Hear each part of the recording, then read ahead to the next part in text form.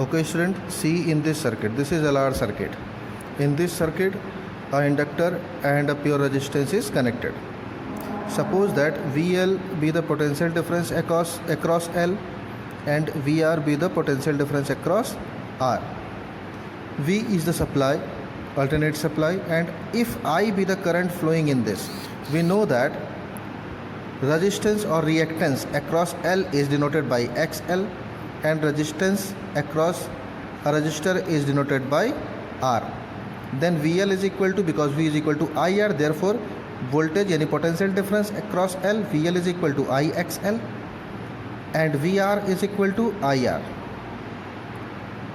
Also we know that in phasor diagram VR is always phase with current, यानी voltage is always phase with current in only R circuit, and in L circuit voltage leads with an angle I, means I lag behind with an angle 90 degree by VL. That means VL is leads या VL leads with I at an angle pi by 2. Now see in this phasor diagram, यहाँ हमने I का direction दिखाया तो VR क्या है, same phase में है, तो VR यानी वोल्टेज भी उसी फेज में हो गया. लेकिन कॉयल की बात की जाए यानी इंडक्टर की बात की जाए तो VL क्या करेगा, लीड कर रहा है I से. तो I अगर इस डायरेक्शन में है तो VL 90 डिग्री लीड कर रहा है, तो 90 डिग्री पे VL का ये डायरेक्शन हो गया. अब VL और VR दोनों एक दूसरे के परपेंडिकुलर हैं, तो इनका रिजल्टेंट V इस डायरेक्शन में हुआ. अगर रिजल्टेंट इस डायरेक्शन में है यानी डायगोनल को दिखा रहा है तो V is equal to under root Pythagoras लगा देंगे. ठीक है, ये VL का डायरेक्शन तो ये भी VL का डायरेक्शन, ये VR का डायरेक्शन पाइथागोरस लगाएंगे, V निकालेंगे, under root VR square plus VL square. VR की वैल्यू रखेंगे, VL की वैल्यू रखेंगे, I square common, I square को बाहर लाएंगे रूट से, I बाहर आ जाएगा. इसको अगर कंपेयर कर दें ओम्स लॉ से तो V is equal to I और R होता है ओम्स लॉ में. यानी इस सर्किट का टोटल रजिस्टेंस ये आ गया. इस टोटल रजिस्टेंस को हम इम्पीडेंस कहते हैं. क्या कहते हैं, इम्पीडेंस कहेंगे, डिनोट करेंगे जेड से. यानी effective resistance of LR circuit is impedance which is denoted by Z which is equal to R square plus XL square. Is it clear? और सपोज़ कीजिए कि अगर ये जो V रिजल्टेंट आ रहा है ये करंट के साथ फाई एंगल पे है, तो tan फाई एंगल निकालना हो, फेज़ निकालना हो, तो tan phi is equal to ये VL आपका हो गया, ये VR है, तो VL अपॉन VR. VL की वैल्यू IXL, VR की value IR, I cancel, XL upon R. ठीक है. Now I am going to talk about CR circuit. Means ऐसा सर्किट जिसमें एक कैपेसिटर लगा हो और एक रेजिस्टेंस लगा हो. See in this circuit a capacitor and a resistor is connected. Suppose that VC is potential difference across capacitor and VR is potential difference across R. This is alternate supply. If I be the current flowing in this circuit, therefore VC is equal to IXC and VR is equal to IR from the Ohm's law. अब phasor diagram बना लेते हैं. We know, अगर हमने I का direction ये दिखाया, pure resistance के लिए हम VR जानते हैं कि I के ही डायरेक्शन में होता है यानी सेम फेज में होता है.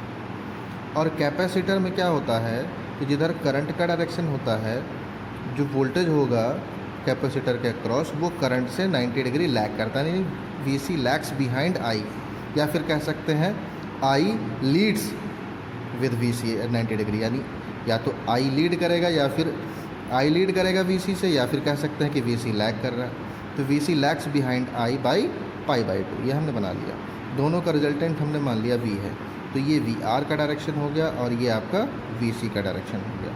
तो VC परपेंडिकुलर डायरेक्शन में, VR बेस के डायरेक्शन में, तो V आपका पाइथागोरस लगा के निकाल लेते हैं, है ना, under root base square plus perpendicular square. VR is equal to IR value हमने रख दी, VC IX रख दिया, I square common, I square से को जब रूट से बाहर लाएंगे तो I बाहर हो जाएगा. इसको कंपेयर करते हैं ओम्स लॉ से.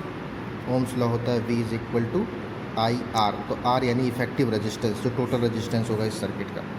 तो इफेक्टिव रेजिस्टेंस इस सर्किट का कितना आया, under root R square plus XC square. इसी को इम्पीडेंस कहेंगे इस सर्किट का. क्या कहेंगे, इम्पीडेंस कहेंगे, which is called impedance.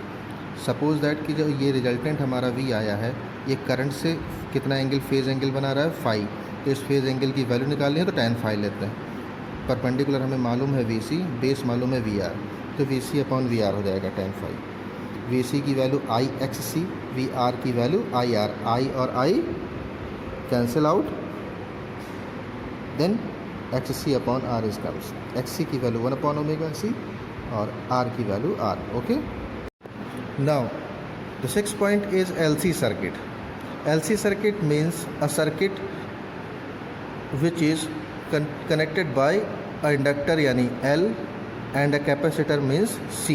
Suppose that PD across L is VL and across C is VC.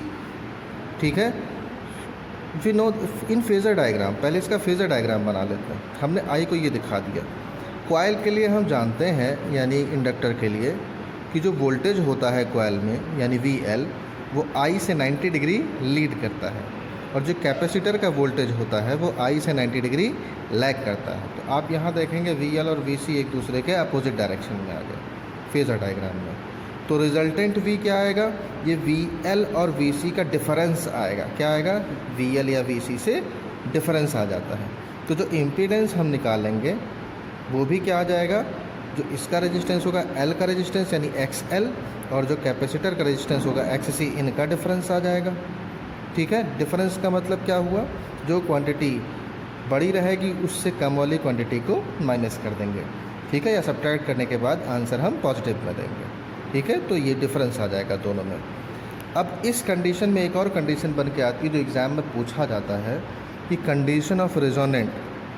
अब हो ऐसा करें कि अगर XL और XC दोनों इक्वल आ जाए, यानी if XL is equal to XC then impedance will be 0. Means if XL is equal to XC then in this circuit impedance must be, या impedance is Z is equal to 0. So in this condition amplitude तो क्या होगा, अगर resistance 0 हो गया, effective resistance 0 हो गया, तो जो करंट फ्लो हो रहा है उसका एम्पलीट्यूड क्या हो जाएगा, हाई हो जाएगा। ठीक है, या फिर कह सकते हैं कि इनफाइनाइट हो जाएगा। और जब एम्पलीट्यूड इनफाइनाइट हो जाएगा तो फिर क्या करेगी, सर्किट रिजोनेंस की कंडीशन में हो जाएगी, सर्किट रिजोनेंस की कंडीशन में हो जाएगी। मीन्स इस ये कंडीशन तो रिजोनेंट की फ्रीक्वेंसी कैसे निकालेंगे, वी नो दैट कि XL is equal to XC, XL की value omega L, XC 1 upon omega C। Omega को हमने ट्रांसपोज किया, एक तरफ लेके आए, L को एक तरफ लेके आए, तो 1 अपॉन LC आया, यहाँ आ गया ओमेगा स्क्वायर, स्क्वायर हटा दिए तो omega is equal to 1 upon under root LC।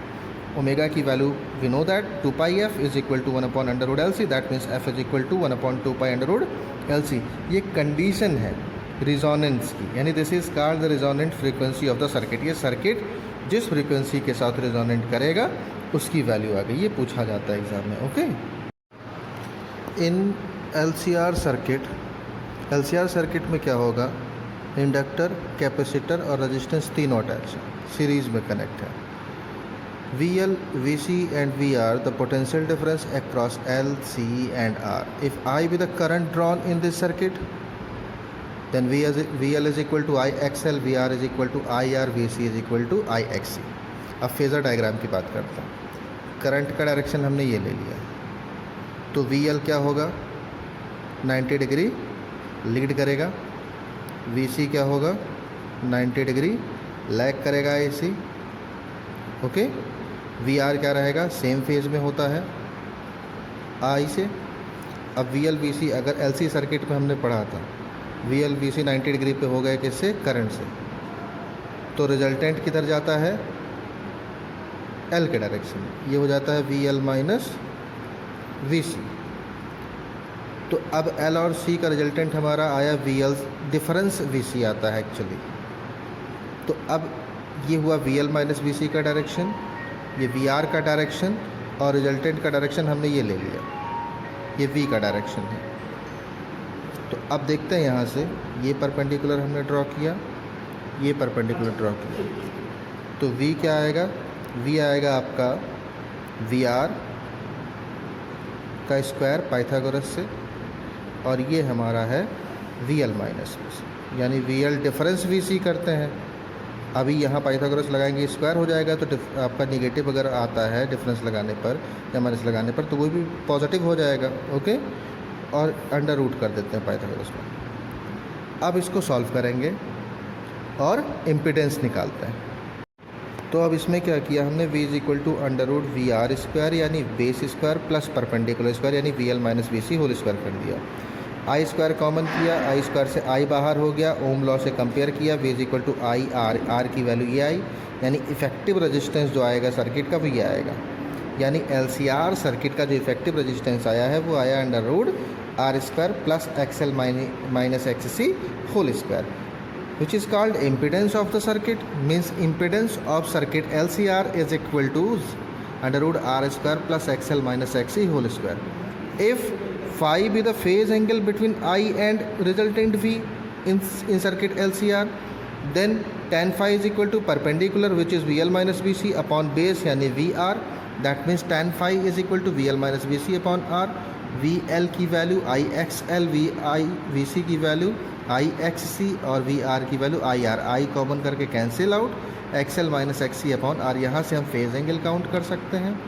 Impedance में नेचुरल फ्रीक्वेंसी यानी नेचुरल इम्पीडेंस अगर मान लेते हैं, नेचुरल इम्पीडेंस कब आएगा, जब XL और XC बराबर हो जाए रिजोनेंट की कंडीशन में।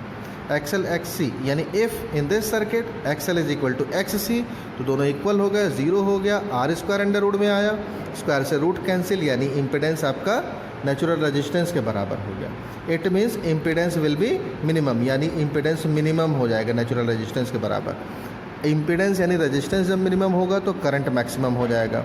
मैक्सिमम करंट पे क्या होगा, रेजोनेंट सर्किट रिजोनेंट करेगी, एम्पलीट्यूड इनफाइनाइट हो जाएगा, नहीं बढ़ जाएगा, तो ये रिजोनेंस की कंडीशन होगी। रिजोनेंस की कंडीशन क्या थी, XL is equal to XC, omega L is equal to 1 upon omega C। यहाँ से फ्रीक्वेंसी फाइंड कर सकते हैं, omega square is equal to 1 upon under root LC, omega की वैल्यू 2 पाई f रख के हम फाइंड कर लेंगे जैसा हमने LC सर्किट में फाइंड किया था। ओके।